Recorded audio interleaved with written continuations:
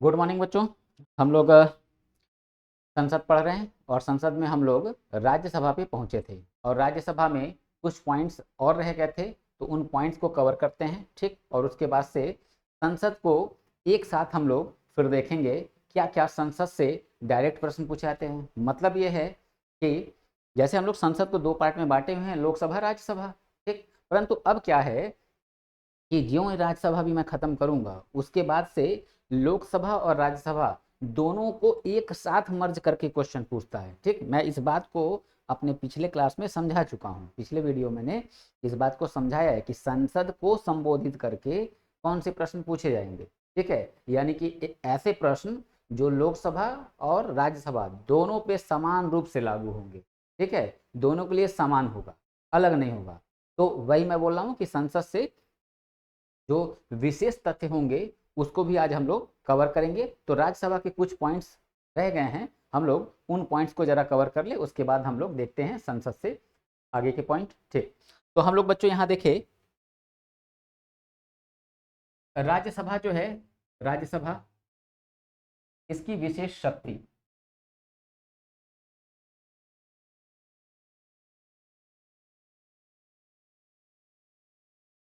राज्यसभा की विशेष विशेष शक्ति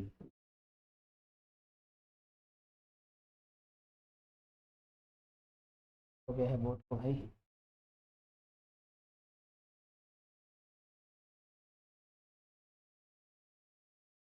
है बच्चों, स्पेशल पावर ऑफ राज्यसभा।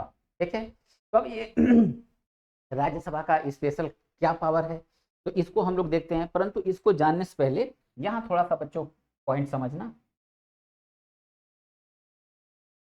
ठीक है, देखो है क्या, हम लोग जान रहे हैं भारत में पावर ऑफ डिवीजन है। ठीक है, भारत में पावर ऑफ डिवीजन है, यानी कि शक्तियों का शक्तियों का बंटवारा। बंटवारा, तो शक्तियों का बंटवारा कैसे किया गया है, तो बंटवारा सूची सूची यानी यानी लिस्ट, सूची यानी लिस्ट, लिस्ट बना के किया गया है। अच्छा, कौन कौन से लिस्ट हैं, तो मैंने इस बात को पहले भी बताया हुआ है, फिर मैं रिपीट कर रहा हूँ। तो सेंटर लिस्ट यानी कि केंद्र सूची। ठीक है, स्टेट लिस्ट यानी कि राज्य सूची, और फिर कंसर्न लिस्ट यानी कि समवर्ती सूची। ये बच्चों तीन सूचियां हैं। ठीक, तो अब देखो, जो केंद्र सूची है, जैसे मैंने इसमें बताया, संचार व्यवस्था, वित्त विभाग, रक्षा विभाग। ठीक है, रक्षा विभाग, तो नागरिकता, रेलवे वगैरह वगैरह, ये सब जो डिपार्टमेंट है इस पे कार्य कौन करेगा। ठीक है, केंद्र सरकार। ठीक है, यानी कि सेंट्रल गवर्नमेंट। ठीक है, सेंट्रल गवर्नमेंट, और सेंट्रल गवर्नमेंट जो है केंद्र सूची के विषय पे, सेंट्रल गवर्नमेंट जो है केंद्र सूची के विषय पर कार्य करेगा। परंतु ये जब कानून बनाने की बात आएगी तो कानून कौन बनाएगा बच्चों, कानून बनाएगा संसद। ठीक है, संसद। अब ये जो राज्य सूची के विषय हैं, जैसे यहाँ हम देखें तो पुलिस डिपार्टमेंट। ठीक है, पुलिस व्यवस्था, भूमि यानी जमीन आप खरीदिए बेचिए, उससे संबंधित कोई मुद्दा है। आप सुने होंगे स्टाम्प शुल्क पे लिखवाया जाता है किसी भी चीज़ों को। ठीक है, तो स्टाम्प शुल्क का डिटेल यहाँ इकोनॉमिक्स नहीं पढ़ा रहा हूँ, स्टाम्प शुल्क। ठीक, फिर हम देखें एग्रीकल्चर, कृषि, कृषि, इस टाइप के जो डिपार्टमेंट हैं वो किसके पास है, राज्य सूची में, राज्य सूची में राज्य सरकार। ठीक है, स्टेट गवर्नमेंट, राज्य सरकार के पास। ठीक, तो अब देखो है क्या, केंद्र सरकार अपने क्षेत्र में स्वतंत्र है कि भाई तुम इस विषय से संबंधित बातों में कानून बनाओगे। ठीक है, और ये जो राज्य सूची का जो विषय है, तो राज्य सरकार को क्या अधिकार है कि आप जो है इसी सेक्टर में कानून बनाएंगे। तो अब राज्यसभा की शक्तियां क्या है, अब देखो यही बच्चों समझने की जरूरत है कि राज्यसभा की शक्तियां क्या है। देखो नियम क्या है, नियम यह है कि केंद्र सरकार राज्य सरकार के इस डिपार्टमेंट में कोई इंटरफेयर कर नहीं सकता है। इट मीन्स अगर यूपीपी का नोटिफिकेशन आया, भर्ती होने की प्रक्रिया शुरू हो रही है, तो अब मान लो स्टेट गवर्नमेंट ने ये कह दिया कि हम यूपीपी की भर्ती जो है ये इंटर के मेरिट पे लेंगे और फिजिकल पे लेंगे, फिजिकल टेस्ट पे, पेपर नहीं कराएंगे। समझ रहे हो? तो क्या हमारी स्टेट गवर्नमेंट ऐसा कर सकती है? बिल्कुल कर सकती है। क्यों? क्योंकि ये पुलिस व्यवस्था जो है वो किसके अधिकार में है? राज्य सरकार के अधिकार में है। ठीक, यानी कि राज्य सूची में है तो राज्य सरकार के अधिकार में है। अब इसमें क्या है, केंद्र सरकार कोई इंटरफेयर कर सकता है? नहीं कर सकता है। परंतु भारत जो है, मैं आगे आप लोग को बताऊंगा, अभी कुछ शब्द यूज करने जा रहा हूं, ठीक है। भारत संघीय शासन व्यवस्था का देश है, परंतु एकात्मक स्वरूप भी ये धारण किया हुआ है। क्या है संघीय शासन व्यवस्था, क्या है एकात्मक शासन व्यवस्था? ठीक है, तो हम इसको बताएंगे। मेरा फर्स्ट डे का क्लास बच्चों देखना, मैंने फर्स्ट डे के क्लास में ही मैंने ये बता रखा है कि ये सब बच्चों थोड़े कठिन बातें हैं, इस वजह से मैं इस पॉइंट्स को अभी आप लोग को नहीं बताया हूँ।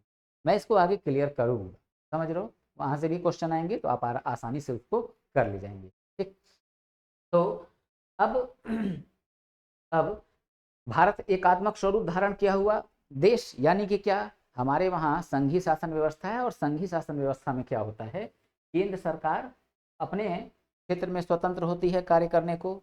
ये राज्य के क्षेत्र में हस्तक्षेप नहीं करेगा, इंटरफेयर नहीं करेगा, और राज्य अपने क्षेत्र में स्वतंत्र है कार्य करने को, ये केंद्र में इंटरफेयर नहीं करेगा। परंतु एकात्मक शासन व्यवस्था का भी हमारे वहाँ अंश है।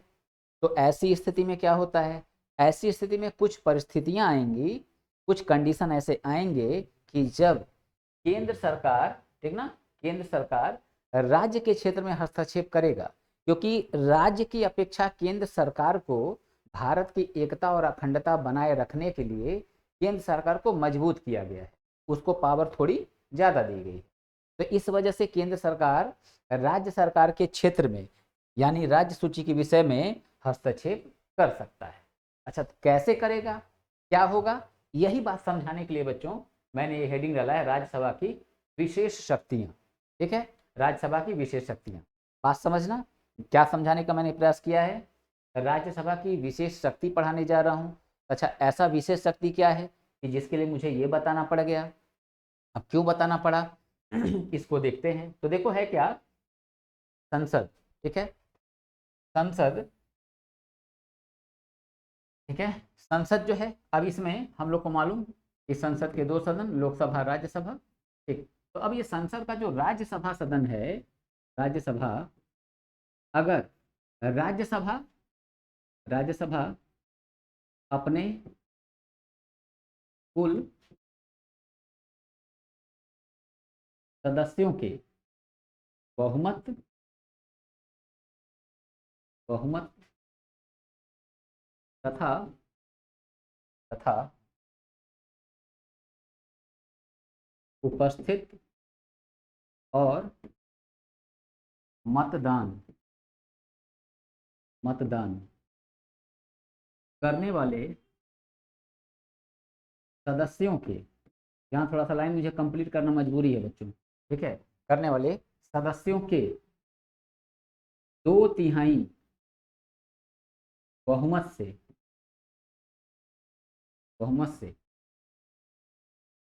ठीक है, चलो यहीं तक छोड़ते हैं। 2/3 बहुमत से, ठीक है, क्या करे, प्रस्ताव पास कर दे। ठीक है, क्या करे, प्रस्ताव पास कर दे। कैसा प्रस्ताव, कि राज्य सूची के विषय पर कानून का निर्माण केंद्र सरकार करे, यानी कि कौन करे, संसद करे, तो ऐसा किया जा सकता है। ठीक है, तो क्या समझना बच्चों, ये मैंने सूची बनाया, सूची में ये समझाया, केंद्र सूची, राज्य सूची, समवर्ती सूची। राज्य सूची में जो विषय हैं जैसे पुलिस, अब पुलिस व्यवस्था में अगर हमारी राज्य सरकार, ठीक है, किस बेस पे नियुक्ति कर रही है, इंटर के परसेंटेज पे और फिजिकल टेस्ट करा के। तो अब संसद में ये जो राज्यसभा है, राज्यसभा अगर अगर अपने कुल सदस्यों के बहुमत तथा उपस्थित और मतदान करने वाले सदस्यों के 2/3 बहुमत से यह प्रस्ताव पास कर दे कि इस पुलिस व्यवस्था वाले, इस पुलिस की जो भर्ती होनी है, इस पे कानून का निर्माण, यानी कि इसके पूरे प्रोसेस को कौन हैंडल करे, संसद हैंडल करे, तो ऐसा किया जा सकता है। अब ये जो इंटरफेयर कर दिया ना केंद्र सरकार, यही क्या है कि राज्य की अपेक्षा केंद्र सरकार को मजबूत किया जाना, ठीक। और तो और इसी केंद्र सरकार को आपातकालीन शक्तियां भी प्राप्त है। राष्ट्रपति क्या है, राष्ट्रपति आर्टिकल 74 में क्या कहा गया है कि राष्ट्रपति कोई भी कार्य मंत्री परिषद के सलाह से ही करेगा या प्रधानमंत्री के सलाह से ही करेगा, अन्यथा नहीं करेगा, ठीक है। तो अब देखो, तो मेनली पावर जो है किसके पास है, प्राइम मिनिस्टर के पास है, ठीक है। उसके मंत्री जो है, मंत्रियों का समूह जो है, ग्रुप ऑफ मिनिस्टर, उसके पास है, समझ लो। तो यही हो गया केंद्र का मजबूत होना, और इसी को कहते हैं संघीय व्यवस्था के साथ साथ भारत ने एकात्मक शासन व्यवस्था को अपनाया हुआ है, ठीक है। तो ये बात क्लियर। तो अब एग्जामिनर तुम लोग से क्वेश्चन क्या पूछेगा, अब क्वेश्चन देखो क्या पूछेगा। पहला क्वेश्चन तो यहाँ यही बन गया कि ये बता दो कि अनुच्छेद 249 में कहा क्या गया है। तो आंसर इतना देना है कि इस अनुच्छेद में यह कहा गया है कि राज्यसभा अपने कुल सदस्यों के, ठीक है, कुल सदस्य संख्या का बहुमत तथा उपस्थित और मतदान करने वाले सदस्यों के 2/3 बहुमत से प्रस्ताव पास कर दे कि राज्य सूची के विषय पर कानून का निर्माण कौन करे, संसद करे, तो ऐसा किया जा सकता है। तो ये बात आपको जो है कहाँ देखने को मिला, अनुच्छेद 249 में, ठीक। तो ये बात क्लियर। दूसरी बात, राज्य सूची के विषय पर कानून का निर्माण संसद कर सकती है, ठीक है, ऐसा प्रस्ताव कौन पास करता है। अब आसान सी बात है, मगर नहीं जिक्र होगा तो यही क्वेश्चन कठिन हो जाएगा। ऑप्शन दिया रहेगा लोकसभा, राज्यसभा, विधानसभा, विधान परिषद, ठीक। तो यहाँ आंसर क्या हो गया, राज्यसभा, ठीक। ये पावर राज्यसभा को किस अनुच्छेद के तहत प्राप्त है, तो ये पावर, ठीक है, कि जिसपे राज्य सूची के विषय पे कानून का निर्माण केंद्र सरकार करने लगे, तो ये किस अनुच्छेद के तहत प्राप्त है, तो अनुच्छेद 249 के तहत प्राप्त है। संसद के कितने सदस्यों के द्वारा ये प्रस्ताव पास हो जाए तो राज्य सूची के विषय पे केंद्र सरकार कानून बनाने लगेगी, संसद कानून बनाने लगेगा। आंसर क्या होगा, 2/3। ऑप्शन दे देगा 1/10, 1/6, ठीक है, 2/3 और 1/4, ठीक। तो ऐसे ABCD ये ऑप्शन हो जाएगा। आंसर हमारा क्या हुआ, 1/10। बात क्लियर बच्चों, ठीक है। तो यही बात मैंने यहाँ पे लिख रखा है, ठीक है। चलो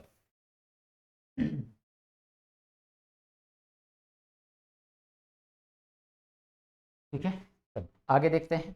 अब यहाँ एक तथ्य देखें, एक तथ्य देखें। अब यहाँ एक तथ्य ये है कि जैसे बच्चों क्वेश्चन है, अब पहले क्वेश्चन पूछता हूँ, ठीक है, फिर उसके बाद से इसको मैं लिखवाता हूँ। जैसे क्वेश्चन क्या है कि किसी भी, अब देखो ये सब संसद से अब संबंधित पॉइंट बता रहे हैं, ठीक है। रुको, चाहे मैं एक हेडिंग ही बना दे रहा हूँ,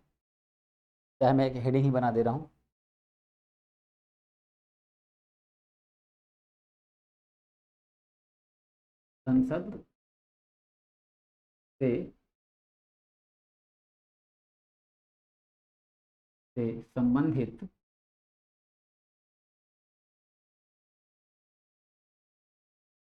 तथ्य, संसद से संबंधित तथ्य, ठीक। अब देखो संसद से संबंधित तथ्य क्या है, ठीक। जैसे कि कोई संसद का सदस्य, ठीक ना, कोई संसद का सदस्य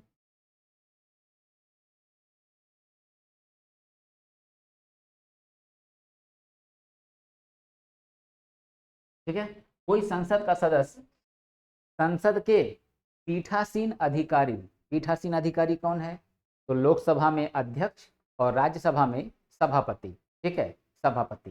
तो कोई संसद का सदस्य सदन के पीठासीन अधिकारी के, ठीक है, अनुमति के बिना या उसको सूचना दिए बिना कितने दिन तक सदन की बैठक से गायब हो जाए, गायब हो जाना मतलब अनुपस्थित रहे, आए ही ना, अटेंड ही ना करे, तो क्या होगा, उसकी सदस्यता समाप्त कर दी जाएगी। तो आंसर बच्चों इसमें क्या होगा, आंसर होगा 40 दिन, ठीक ना, 40 डेज। तो कितना दिन जो है, कितना दिन नहीं आएगा, तो 1 मिनट बच्चों, सॉरी, ठीक है, ये 60 दिन, ठीक है, कितना दिन नहीं आएगा तो उसकी सदस्यता जो है समाप्त हो जाएगी। आंसर क्या होता है बच्चों, 60 दिन, ठीक है। 40 दिन का मैटर क्या है अभी इसको समझाएंगे, सेकंड बात जो है यही वाला है 40 दिन का। तो क्या है अभी इसको समझाते हैं। तो यहाँ हमने क्या जाना कि यदि कोई संसद का सदस्य, चाहे वो लोकसभा का है चाहे राज्यसभा का, अगर वो सदन की बैठक चल रही है, सत्र चल रहा है, ठीक, तो अपने पीठासीन अधिकारी यानी लोकसभा का है तो अध्यक्ष, राज्यसभा का है तो सभापति, बिना उसको सूचना दिए लगातार 60 दिन तक गायब रहा सदन की बैठक से, तो क्या होगा, उसकी सदस्यता क्या की जाएगी, समाप्त की जाएगी। जैसे अमूमन हम लोग स्कूलों में देखते थे कि अगर 3 दिन स्कूल ना पहुंचो कंटिन्यू, तो होता क्या था कि टीचर हमारा नाम जो है स्कूल से काट देते थे और इसके बाद से अप्लीकेशन वगैरह लिख के हम लोग को, ठीक है, दोबारा अलाउ होता था क्लास, ठीक है। तो वैसे ही यहाँ पे भी सिस्टम है कि आपको सूचना देना है कि आप जो है नहीं आ रहे हैं, तो क्यों नहीं आ रहे हैं, आप सूचना दे दीजिए, उसके बाद अगर आप नहीं आते हैं तो आपकी सदस्यता जो है वो बरकरार रहेगी। यहाँ तक कि 59वें दिन भी आ गए, 59वें दिन भी आ गए तब भी आपकी सदस्यता बरकरार रहेगी, ठीक है, खत्म नहीं होगा, मगर 60 नहीं पार होना चाहिए, 60 डेज जो है वो ओवर नहीं होने चाहिए, ठीक है। तो ये क्वेश्चन, अब ये 40 दिन पे मैंने क्यों टिक मार दिया था, अगला पॉइंट यही था, इसलिए दिमाग में पहले ये आ गया। अब अगला पॉइंट सुनना, ठीक है, यहां देखते हैं जैसे पहले 2 केस देखो बच्चों, एक होता है दीवानी और दूसरा होता है दीवानी या सिविल, दीवानी या सिविल, और दूसरा होता है फौजदारी, फौजदारी, या इसी को कहते हैं क्रिमिनल, ठीक है, क्रिमिनल केस। तो केस जो है ना, केस ये 2 टाइप के होते हैं, ठीक है। तो केस जो है 2 टाइप के हैं, एक दीवानी, दूसरा फौजदारी। अच्छा, दीवानी मामला क्या है, तो दीवानी मामला ये होता है, ध्यान से सुनना बच्चों क्योंकि आगे अभी जो मेन बात है वो आपको देखने को मिलेगी। दीवानी मामले में ये होते हैं कि जैसे तलाक उलाक का केस है, ठीक है, तलाक उलाक का केस है, उत्तराधिकार का मैटर है, बच्चे को गोद लेने की प्रथा का सिस्टम, ठीक है, कोई आपका जो है जमीन उमीन धोखाधड़ी करके जमीन उमीन आपका हड़प के बैठा हुआ है, इस टाइप के जो केस होते हैं वो क्या होते हैं, दीवानी केस। फौजदारी क्या केस क्या होता है, आपने किसी का मर्डर किया है, समझ रहे हो, मर्डर किया आपने, या फिर देशद्रोही गतिविधियों में आप लिप्त हैं, या अवैध हथियारों का आप क्या कर रहे हैं, अवैध हथियारों का आप उपयोग कर रहे हैं, उसको खरीद बेच रहे हैं, तो इस टाइप की जो गतिविधियां हैं वो क्या है, देशद्रोही गतिविधि। तो ये जो केस होंगे उसको हम क्या बोलते हैं, क्रिमिनल केस। और जो तलाक उलाक टाइप का ये जो मैटर होता है, ठीक है, ये क्या होता है, सिविल केस, सिविल केस। तो अब मैं क्या बताना चाह रहा था, अब सुनो, ठीक है। अब क्वेश्चन पूछता है कि संसद का सत्र शुरू होने के 40 दिन पहले और सत्र समाप्त हो जाने के, ठीक है, 40 दिन बाद तक किसी भी संसद सदस्य को दीवानी मामलों में गिरफ्तार नहीं किया जाएगा। मैं जा रहा था आपसे यहाँ पे प्रश्न पूछने, ठीक है, मैंने आपको आंसर ही दे दिया। तो क्या है कि क्वेश्चन पूछेगा कितने दिन पहले संसद सदस्य को, संसद सदस्यों को सत्र शुरू होने के और सत्र समाप्त हो जाने के बाद तक, ठीक है, गिरफ्तार नहीं किया जाएगा। तो कितने दिन पहले और कितने दिन बाद नहीं गिरफ्तार किया जाएगा, 40 दिन। तो ऑप्शन में यही दिया रहेगा, अभी मैंने बनाया था ना 60 40 30, ठीक, तो आंसर क्या हो गया, 40 दिन। तो इस बात को भी हम लोग नोट करेंगे, तो एक साथ दोनों को यहाँ पे नोट कर लेते हैं, देख लेते हैं। तो यहाँ क्या होगा, यहाँ हम देखें, ठीक है, तो शॉर्ट में लिख रहे हैं 60 दिन तक, 60 दिन तक सत्र से अनुपस्थित, अनुपस्थित, 60 दिन तक सत्र से, यहाँ लिख देते हैं लगातार, ठीक है, सत्र से लगातार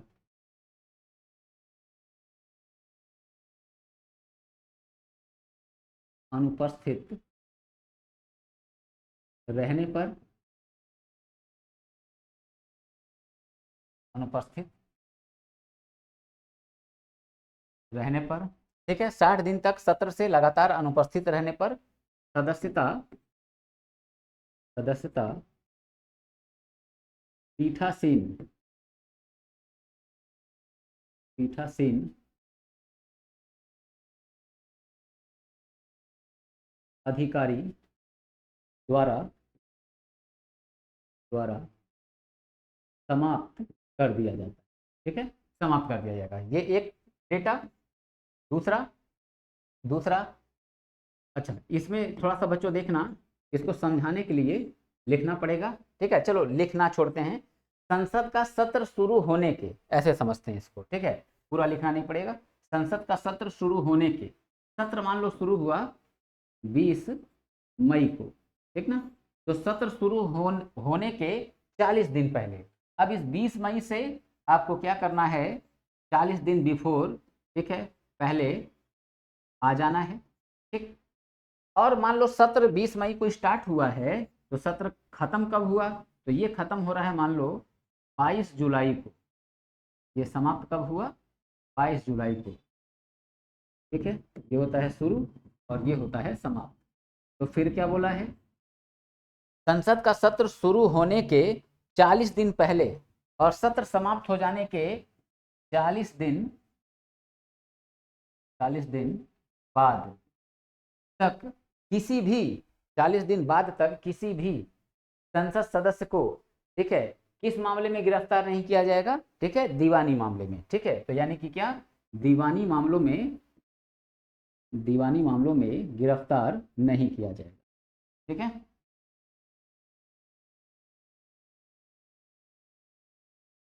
तो ये बच्चों हम लोग का 2 पॉइंट इंपॉर्टेंट था, ठीक है, दीवानी मामलों में गिरफ्तार नहीं किया जाएगा,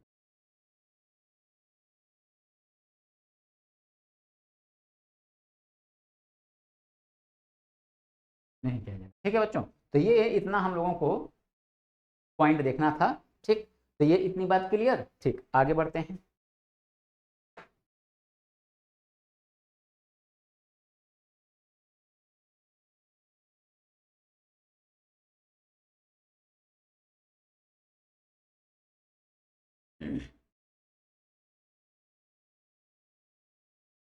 चलो ठीक, अब देखो अगला हेडिंग है हम लोग का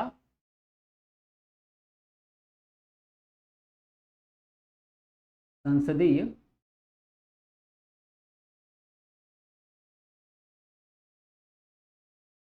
कार्यवाहियां, संसदीय कार्यवाहियां, ठीक है। तो अब संसदीय कार्यवाहियां क्या हैं, ठीक है, तो इसको समझते हैं।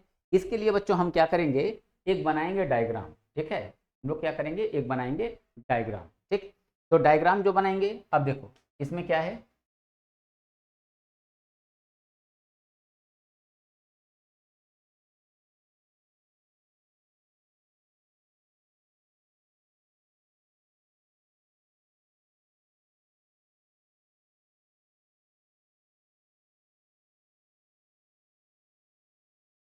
ठीक है। चलो अब देखो संसदीय कार्यवाही, अब इसमें जा रहे हैं डायग्राम बनाने, तो देखना है क्या कि, तो यहाँ देखिए सबसे पहले प्रश्न काल, क्वेश्चन आवर,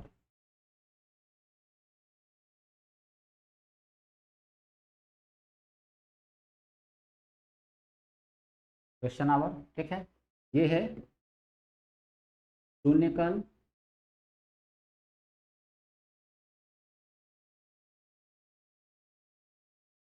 जीरो आवर, और ये है भोजना भोजनावकाश,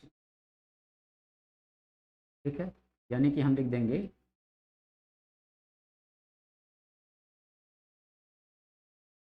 लंच टाइम, ठीक है ना, लंच टाइम। और ये क्या हो जाएगा, तो यहाँ बच्चों, यहाँ देखेंगे अन्य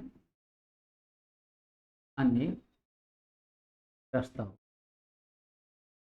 अन्य प्रस्ताव, ठीक है, अन्य प्रस्ताव। तो ऐसे हम क्या करेंगे बच्चों, इसको 4 पार्ट में डिवाइड कर लेंगे।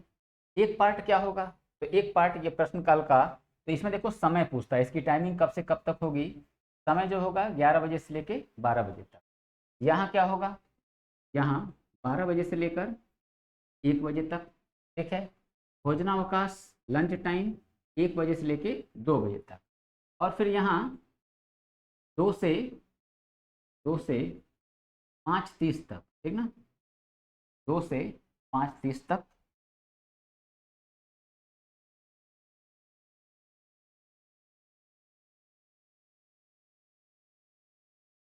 5:30, ठीक है। तो 2 से 5:30 तक का जो टाइम होगा, 5:30 तक का टाइम, ठीक है। ये क्या हो गया, अन्य प्रस्ताव के लिए। अन्य प्रस्ताव क्या होते हैं, जैसे विश्वास प्रस्ताव, अविश्वास प्रस्ताव, ठीक है, निंदा प्रस्ताव, ध्यानाकर्षण प्रस्ताव। तो अब वहां मत जाओ, अब वहां मत जाओ, हम केवल इसी 2, ठीक है, पॉइंट में अपने इस चैप्टर को कवर करेंगे, ठीक है। अब हमको इसके बाहर नहीं जाना है, ठीक। अब देखो ये प्रश्न काल और शून्य काल, इसको ध्यान से देखना। ये प्रश्न काल का सिद्धांत जो है, ये सिद्धांत हमने कहाँ से लिया है, ये सिद्धांत हमने लिया है 1721 में लिया था। कहाँ से, ठीक है, 1721 में, कहाँ, ब्रिटेन, ठीक ना, ब्रिटेन। तो ये प्रश्न काल का जो कॉन्सेप्ट है, ठीक है, ये ब्रिटेन में शुरू हुई थी। कहाँ पे, 1721 में, ठीक है। कब, 1721 में। तो हम लोगों ने भी क्या किया, इस संसदीय कार्रवाई में जो पहला घंटा रहा, उसको हम लोगों ने भी क्या कर दिया, प्रश्न काल बना दिया, ठीक है, प्रश्न काल।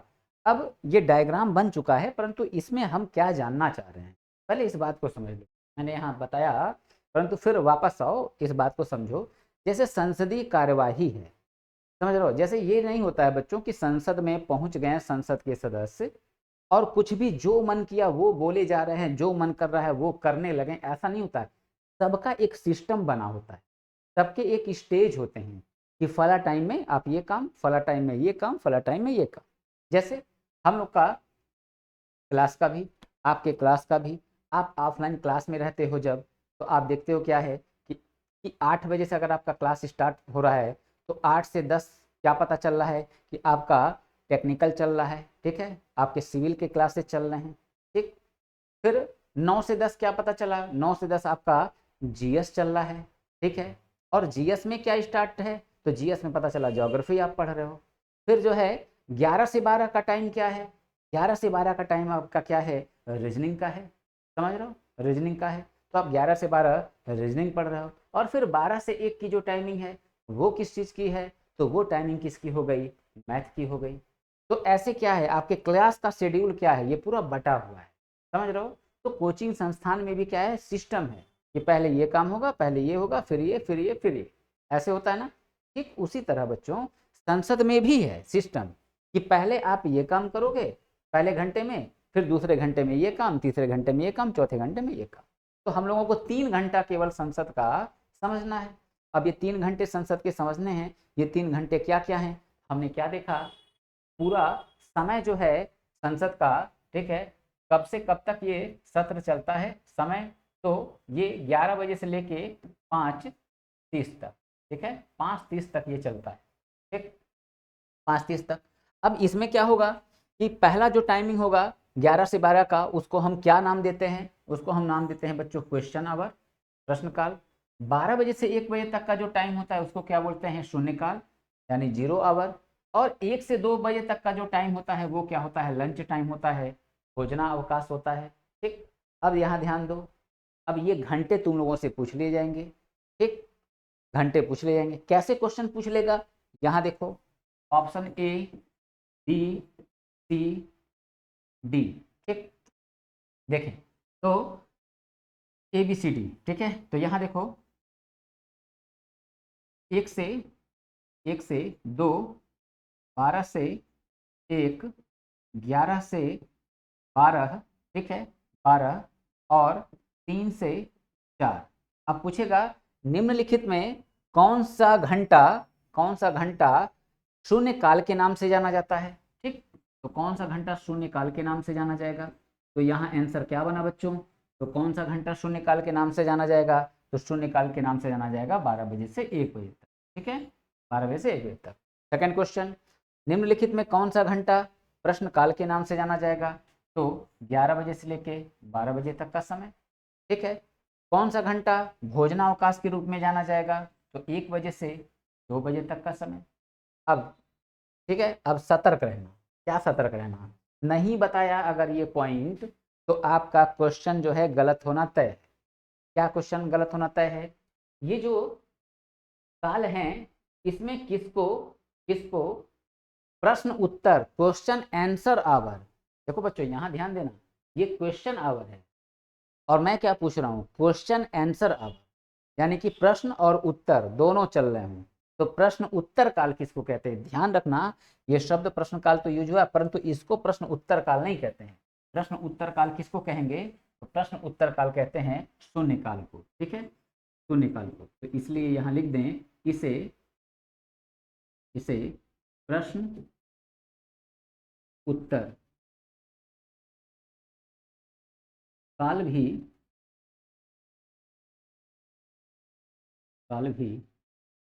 कहते हैं, ठीक ना, इसे प्रश्न उत्तर काल भी कहते हैं। इसकी एक विशेषता क्या है, इसकी एक विशेषता यह है कि यह सिद्धांत भारत की मीडिया मीडिया के द्वारा जन्म दिया गया है।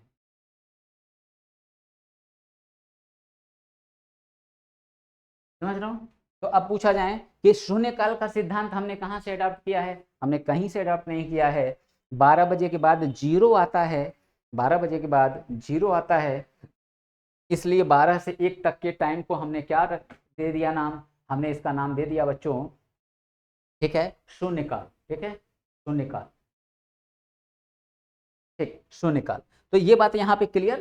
ठीक, अब ये नाम कैसे पड़ा, तो जो मीडिया थी ना, मीडिया क्या है, 12 बजे के बाद को वो खुद ही ऐसे बुलाने लगा है, ये तो शून्यकाल है, शून्यकाल है, शून्यकाल है, तो ऐसे क्या हुआ, इसका नाम ही फिर पड़ गया शून्यकाल। ठीक, अब इसमें बच्चों हम लोग को देखना है कि प्रश्नकाल क्या होता है, शून्यकाल क्या होता है, क्या है इसमें और क्वेश्चन। अच्छा, आते हैं जरा ऊपर, तो जगह थोड़ा सा बनाते हैं। ठीक, अब इसमें देखेंगे हम कि शून्यकाल प्रश्नकाल इन दोनों से प्रश्न हमसे क्या क्या पूछे जाते हैं। ठीक है, क्या पूछे जाते हैं, तो अब प्रश्नकाल को देखना, ये जो प्रश्नकाल है, ये जो प्रश्नकाल है, अब इसमें क्या होगा, ये जो 11 से 12 बजे तक का समय है, ठीक है, 11 से 12 बजे तक का समय है, ये किस नाम से जाना जाएगा, तो ये किस नाम से जाना जाता है, ये जाना जाता है बच्चों प्रश्न काल के नाम से, प्रश्न काल के नाम से। अच्छा, इसकी एक विशेषता क्या है, तो इसकी विशेषता ये है कि जो विभाग के मंत्री होते हैं, ठीक है बच्चों, यहाँ आपका एक क्वेश्चन बच्चों गड़बड़ नहीं होगा। ठीक है, हालांकि टफ पॉइंट है, परंतु आप परेशान मत होइए, मैं क्लियर कर रहा हूँ, थोड़ा सा पेशेंस बनाए रखिए। ठीक, अब यहाँ प्रश्न क्या है, ठीक है, मान लो मैंने यहाँ पे प्रश्न बना दिया, ठीक है, प्रश्न बना दिया कि किस किस काल में, ठीक है, किस काल में संबंधित विभाग के मंत्री से 10 दिन की पूर्व सूचना देके उससे प्रश्न पूछा जा सकता है। ठीक, तो आंसर क्या हो गया, प्रश्न काल। किस काल में संबंधित विभाग के मंत्री से प्रश्न जो है वो लिखित रूप में पूछा जाता है और 10 दिन की पूर्व सूचना देके पूछा जाता है, तो आंसर क्या है, प्रश्न काल। यानी हमको इसको कवर कैसे करना है, तो कवर ऐसे करना है बच्चों कि अब जैसे मान लो, अभी लिखते हैं, मान लो जैसे नितिन गडकरी, ठीक है, सड़क एवं परिवहन मंत्री हैं, ठीक है, सड़क एवं परिवहन मंत्री हैं। अब जैसे मान लो हम हमारे यहाँ के सांसद हैं, अब सांसद महोदय देख रहे हैं कि फला फला जगह जो है रोड टूटी पड़ी है, ठीक है, नेशनल हाईवे जो है हमारे यहाँ का, हमारे जिले का, पता चला टूटा पड़ा है। ठीक, और लगभग चीज और जगह पे ठीक है, तो अब हमारे संसद सदस्य को क्या करना है, इस सड़क एवं परिवहन मंत्री से प्रश्न पूछना है, नितिन गडकरी से प्रश्न पूछना है, तो होगा क्या, जो लोकसभा का अध्यक्ष है उस अध्यक्ष को क्या करेगा, ठीक है, बताएगा कौन, संसद का सदस्य, ठीक है, कि हमें पूछना है सड़क एवं परिवहन मंत्री से प्रश्न, तो अध्यक्ष सूचना दे देगा और फिर वो कागज जो है कि क्या पूछना है, तो वो कागज जो है वो किसको दे दिया जाएगा, वो कागज दे दिया जाएगा बच्चों जो लोकसभा में महासचिव होता है, तो महासचिव को कागज दे दिया जाएगा और इसके बाद से वो कागज पहुंच जाएगा किसके पास, नितिन गडकरी के पास। तो अब वो क्या होगा, उस प्रश्न का उत्तर वो लिखित रूप में क्या करेंगे, दे देंगे, और जब सदन में सदस्य आएंगे तो उनको उनके प्रश्न का आंसर जो है लिखित रूप में उनको बांट दिया जाए, ठीक है। तो ये क्या हो जाता है बच्चों, इसी को कहते हैं प्रश्नकाल, यानी कि संबंधित विभाग का जो मंत्री होता है, जिस भी मंत्रालय का हमको प्रश्न पूछना है तो हम क्या करेंगे, उस मंत्री से प्रश्न पूछ सकते हैं। कितने दिन पूर्व सूचना जो है इनको देना होता है, तो इनको 10 दिन पूर्व सूचना देना अनिवार्य होता है, ठीक। अब यहाँ आप लोग से क्वेश्चन है, ठीक है, क्योंकि ये पॉइंट थोड़ा सा हायर लेवल में आता है, तो आप इसको जरूर देखो, इस वजह से मैं एक क्वेश्चन देने जा रहा हूँ। क्वेश्चन क्या देने जा रहा हूँ, ध्यानपूर्वक सुनना। क्वेश्चन ये है, और पीछे जो क्वेश्चन पिछले वीडियो में पूछा है मैंने, अभी उसका आंसर मैं दे रहा हूँ। क्वेश्चन ये है कि एक संसद का सदस्य, संसद का कोई एक सदस्य किसी मंत्री से प्रश्न काल में कितने अधिक से अधिक कितने प्रश्न पूछ सकता है, ठीक है, अधिक से अधिक कितने प्रश्न पूछ सकता है, ये आपका क्या होगा बच्चों, ये आपका होगा होमवर्क। जैसा आप जान रहे हो हर दिन के क्लास में मैं कोई ना कोई आपको होमवर्क दे देता हूँ, तो यहाँ आज भी आपको एक होमवर्क दे रहा हूँ, ठीक है। तो यहाँ हम इस बात को मेंशन कर दें कि संबंधित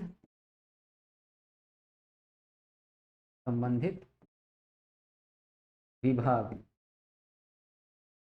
के मंत्री से सदस्य, संबंधित विभाग के मंत्री से सदस्य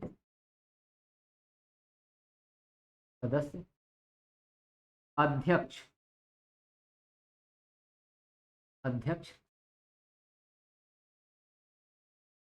की सहमति, अध्यक्ष की सहमति से लोकसभा के महासचिव, लोकसभा के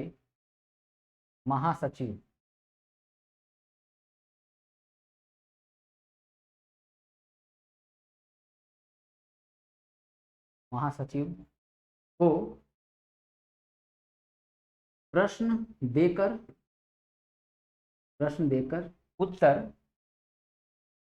उत्तर प्राप्त कर सकते,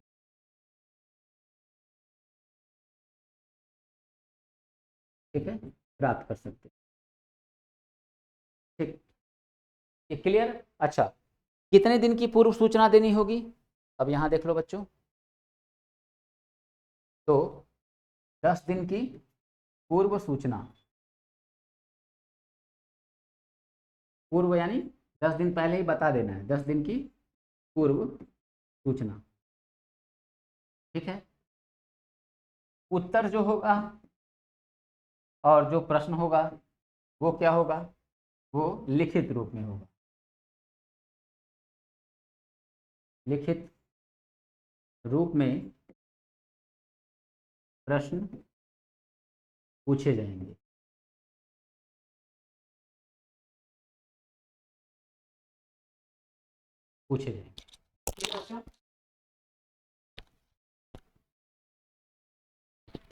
तो लिखित रूप में क्या होगा बच्चों, प्रश्न पूछे जाएंगे, ठीक है। तो यहाँ पे ये क्लियर, ठीक। अब हम लोग आते हैं आगे शून्यकाल में, ठीक है। शून्यकाल में इतना डेटा आपके लिए पर्याप्त है, अभी चीजें इसमें और भी हैं, ठीक है, तो उतना हम लोग को डिटेल नहीं जाना है, ठीक। अब आते हैं शून्यकाल में, ये बात तो क्लियर, यह सिद्धांत भारत की मीडिया द्वारा दिया गया, ठीक। अब इसमें आगे क्या है, अब यहाँ हम लोग बच्चों देखेंगे शून्यकाल का टाइमिंग क्या मैंने बताया था, ठीक है। तो आप लोग को मुझे लगता है कि कोई कंफ्यूजन नहीं है, आप लोग को याद हो चुका होगा शून्यकाल की टाइमिंग। ठीक है, शून्यकाल की टाइमिंग आपको याद हो चुकी है कि 12 से 1, 12 के बाद आ रहा है इसलिए ठीक है ये क्या हो गया शून्य, तो शून्यकाल, शून्यकाल। ठीक, मीडिया द्वारा ये सिद्धांत दिया गया। अच्छा ठीक, इसी को क्या कहते हैं, इसी को कहते हैं बच्चों प्रश्नकाल, सॉरी प्रश्न उत्तर काल। ठीक है, प्रश्न उत्तर काल। तो अब यहाँ क्या होगा, तो बच्चों यहाँ की जो एक विशेष बात होती है, एक विशेष बात होती है, वो क्या होता है, वो ये होती है कि इसमें प्रश्न जो है वो कैसे पूछा जाएगा मंत्री से, यहाँ भी मंत्री से प्रश्न पूछे जाएंगे, परंतु ये क्या होगा ना, ये मौखिक रूप से होगा। यहाँ देखो लिखित रूप से लिखे हैं ना, तो यहाँ क्या होगा, यहाँ प्रश्न मौखिक रूप से,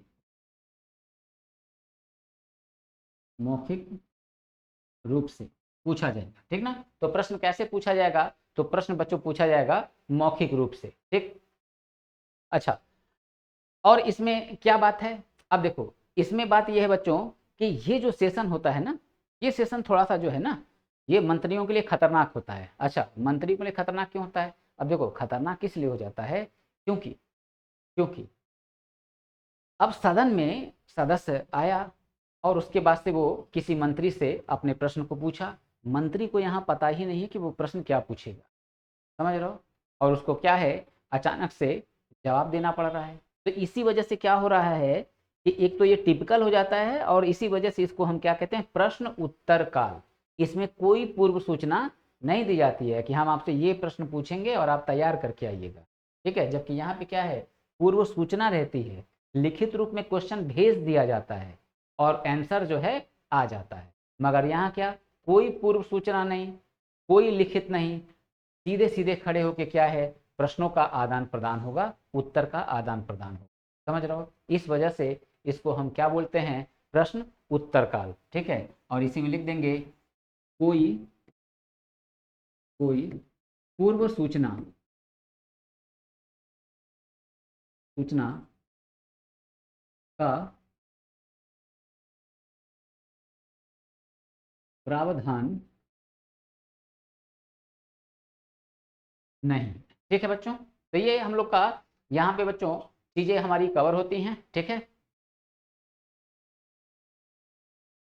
ठीक है, चीजें हमारी कवर होती हैं। अब जो है हम लोग क्वेश्चन पे आते हैं।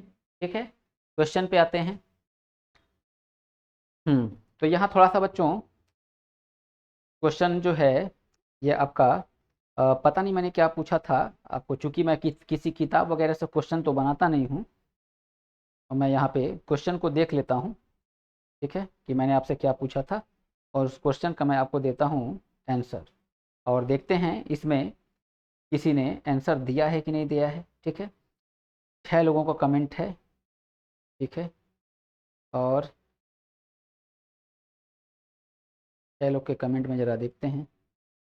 सर इसका नोट्स कहाँ मिलेगा, तो नोट्स आपको जो है ऐप्स पे मिलेंगे। रविंद्र कुमार जी पूछ रहे हैं।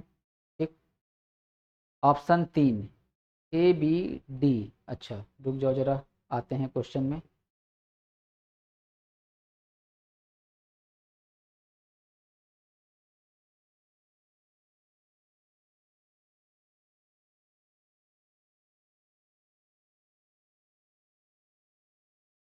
राजेश यादव जी ने option D is right, all is wrong, बिल्कुल इन्होंने आंसर दिया हुआ है।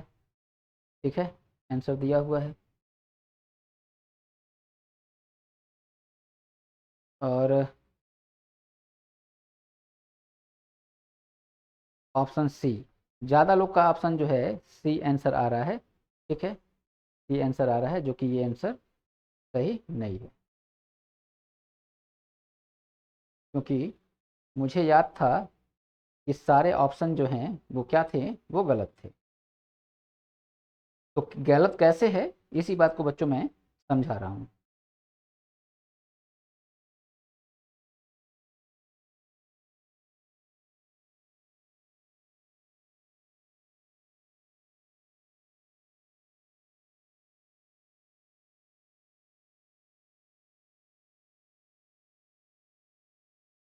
ठीक, तो अब प्रश्न आ गया मेरे सामने बच्चों, असत्य कथन को छाटिए। ठीक, अब यहाँ देखते हैं हम लोग असत्य कथन को छाटें। ठीक, राज्य में 12 सदस्य, राज्य में 12 सदस्य राष्ट्रपति द्वारा, ठीक है।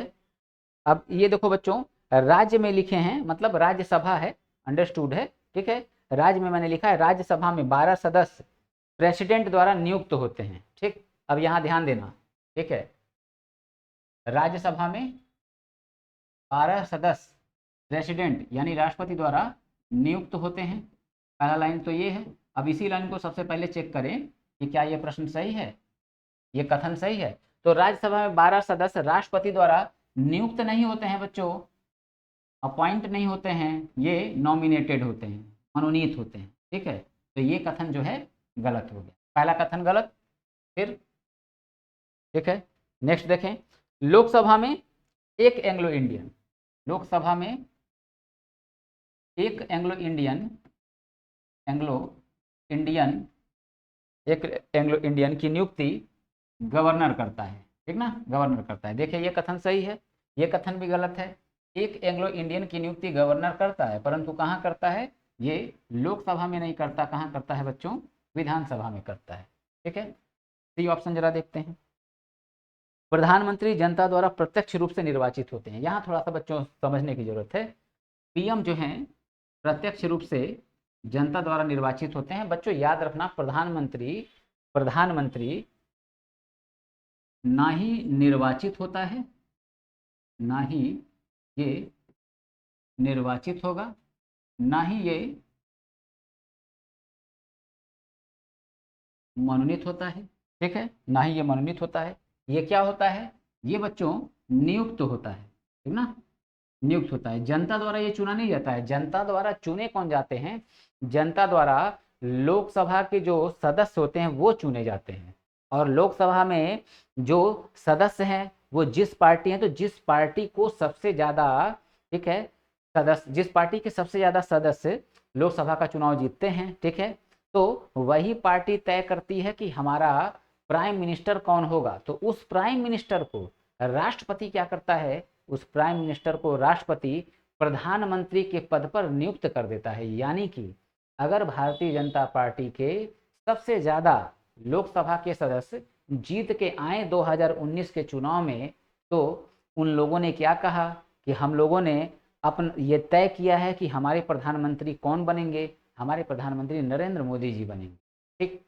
तो मोदी जी को प्रधानमंत्री के लिए नामित कर दिया। तो अब क्या है, राष्ट्रपति ने क्या किया, उनको प्रधानमंत्री के पद पर नियुक्त कर दिया, समझ रहे हो, नियुक्त कर दिया। तो यही बात, डायरेक्ट डायरेक्ट जब इलेक्शन में हम लोग जाते हैं तो क्या डायरेक्ट मोदी जी का फोटो थोड़े दिखता है, ठीक है, कि मतलब नाम ये थोड़े लिखा रहता है नरेंद्र मोदी, ठीक है, ऐसा नहीं लिखा रहता। आपके अपने क्षेत्र के जो सांसद हैं ना, जिसको आप देना चाह रहे हो वोट, अगर आप बीजेपी को देना चाह रहे हो, ठीक है, कांग्रेस को देना चाह रहे हो, उनके नाम होंगे, उनको आप जो है ईवीएम में उनका बटन दबाते, बस क्लियर। तो निर्वाचित जो है यहाँ पे ये शब्द गलत है, यहाँ पे क्या है, नियुक्त।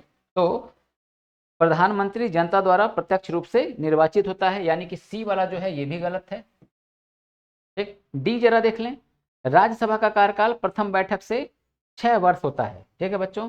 तो अब मैंने कल ही बताया था कि राज्यसभा जो है, राज्यसभा, इसका कोई कार्यकाल नहीं होता है। कार्यकाल किसका होता है, इसके सदस्यों का होता है, ठीक ना। तो मैंने यहाँ पे सदस्य का कार्यकाल नहीं पूछा था, मैंने पूछा क्या है, राज्यसभा का कार्यकाल, ठीक है। तो राज्यसभा का कार्यकाल, तो कोई कार्यकाल नहीं, यानी कि ऑप्शन के अकॉर्डिंग आंसर क्या हुआ, 4, ठीक ना। ए बी सी डी ये क्या है, चारों गलत है, चारों असत्य कथन है, ठीक है बच्चों। चलिए, तो ये हमारा इतना क्लियर होता है पॉइंट।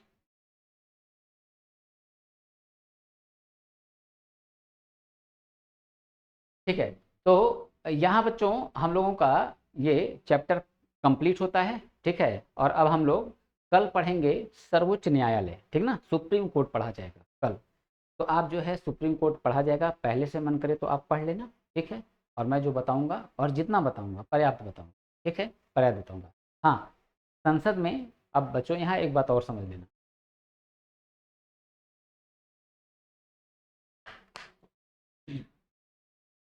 संसद में अब आपको इससे ज़्यादा नहीं जानना है, चीज़ें अभी और भी हैं, अभी संसद में इतनी चीज़ें हैं कि मैं अब से जो है डेटा वाइज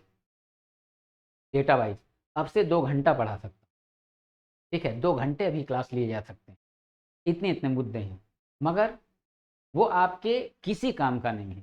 ठीक है, तो बेवजह का उस पर तर्क करके उस पर बात करने का कोई मतलब है नहीं। ठीक है, यूट्यूब्स पे और जो टीचर्स डाले हुए हैं, तो वो देखो ओवरऑल बच्चों पूरा यूपीएससी को, ठीक है, यूपीएससी के पॉइंट ऑफ व्यू से डाले हुए हैं, समझ रहे हो।